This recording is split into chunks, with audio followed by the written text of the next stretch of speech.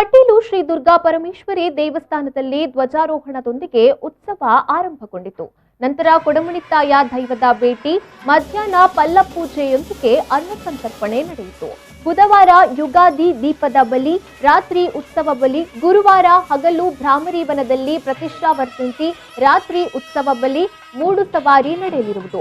ಶುಕ್ರವಾರ ದೀಪದ ಬಲಿ, ರಾತ್ರಿ ಉತ್ಸವ ಬಲಿ, ಶನಿವಾರ ರಾತ್ರಿ ಉತ್ಸವ ಬಲಿ, ಬೆಳ್ಳಿ ರಥೋತ್ಸವ ಹಾಗೂ ಆದಿತ್ಯವಾರ ಹಗಲು ಬ್ರಹ್ಮಸನ್ನಿಧಿಯಲ್ಲಿ ಪರ್ವ, ದುರ್ಗಾ ಜಪಯಜ್ಞ, ರಾತ್ರಿ ಉತ್ಸವ ಬಲಿ, ಪಡು ಸವಾರಿ, ಸೋಮವಾರ ಹಗಲು ಬ್ರಹ್ಮರಥೋತ್ಸವ, ರಾತ್ರಿ ಉತ್ಸವ ಬಲಿ ನಡೆಯಲಿರುವುದು. ಶ್ರೀ ಭೂತಬಲಿ ಶಯನ, ಮಂಗಳವಾರ ಕವಟೋದ್ಘಾಟನೆ, ಇಡೀ ರಾತ್ರಿ ಅವಭೃತೋತ್ಸವ ನಡೆಯಲಿದ್ದು, ಉತ್ಸವದ ಎಲ್ಲಾ ದಿನಗಳಲ್ಲಿ ಚಿನ್ನದ ಪಲ್ಲಕ್ಕಿ ಉತ್ಸವ ಹಾಗೂ ಚಿನ್ನದ ರಥೋತ್ಸವ ನಡೆಯಲಿದೆ.